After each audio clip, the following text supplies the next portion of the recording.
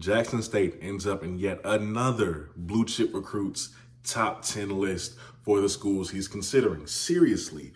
And this time, it's a linebacker who go by the name of Carmelo Overton. But before we get into him, just a few announcements. Guys, this Thursday, I will be on the Blue Bloods podcast as we break down Jackson State for the spring. All right. Tune into that. I promise you, we got something good for y'all. It's going to be real. Blue is an encyclopedia. Y'all know this. And, knowing what I know about Jackson State, it's going to be a real good show. It's going to be live 7 o'clock p.m. this Thursday. We going in. Like I'm telling you, be there. Beat me there. Y'all love Jackson State and hearing stuff about them. So please show up to the Blue Bloods podcast this Thursday at 7 p.m. Please. Now, also, Jackson State, I saw that their spring game is going to be televised this year. It's going to be on national television. Absolutely love this move. And it was a very smart move, as a matter of fact, just because everybody's going to want to see Travis. You can't hide him. You can't make it private this year. People want to see Travis. They want to see Kevin. This is going to be a great thing for the program. Just nothing but benefits all around. They just can't come out and look trash. They cannot come out and look trash. But this is going to be a great thing for the program. Can't wait for that to happen. Now, let's get into Mr. Carmelo Overton. Now, Carmelo is 6 feet, 200 pounds. He's a linebacker, as I said earlier, from Ozark, Alabama. Not the Ozark that you see on Netflix, all right? At least I think not. He goes to Carroll High School. That's where he attends. Jackson State actually offered this kid on March 8th. So I think that was last week, Tuesday. I'm not mistaken. And then they made his top 10. So it seems like he was waiting on that, right? They made a good impression in a short amount of time. So nationally, Carmelo is ranked 250th in the nation. He is a top 300 recruit for ESPN. On top of that, at his position, he's ranked number 21 in the country. In the state of Alabama, he's ranked number 17. This kid is a 4-star recruit with 18 offers. He's good.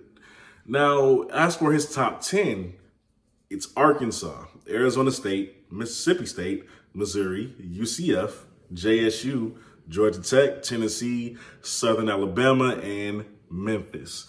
Now, on top of that being his top 10, he's took a visit to a few other schools as well. Some of these schools are on the top 10, some of them aren't, right? And he seemed to enjoy his time at some of these visits.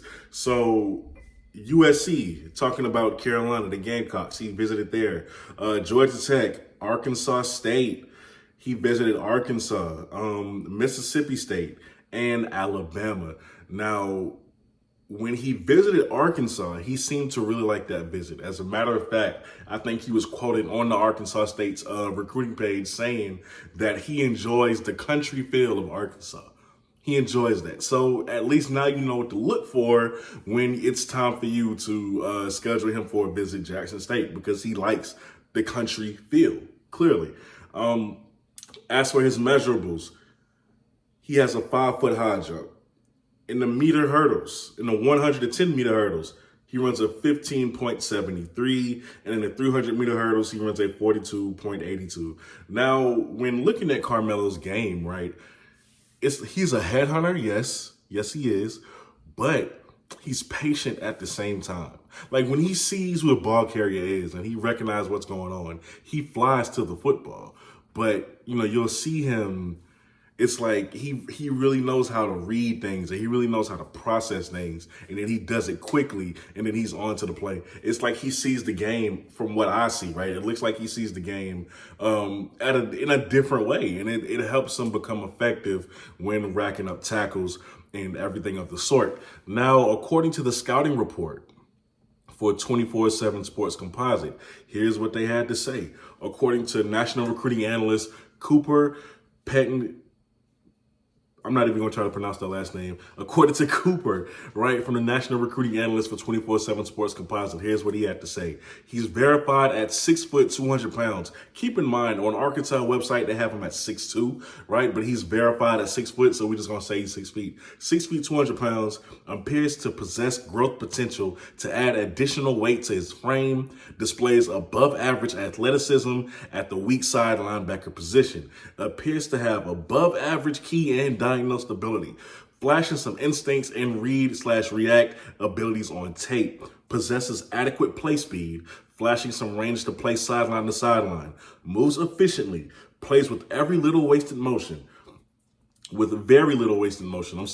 shows the ability to bang between the tackles and play in space, strong at the point of attack, will strike you, demonstrates above average play strength, showing the ability to stack and shed blocks consistently, limited sample size as a defender in pass coverage, as a blitzer, plays with some feel to the game, more of a throwback player. Now, he is projected as just a Power 5 starter. Some kids are projected 4th-round picks, 1st-round picks.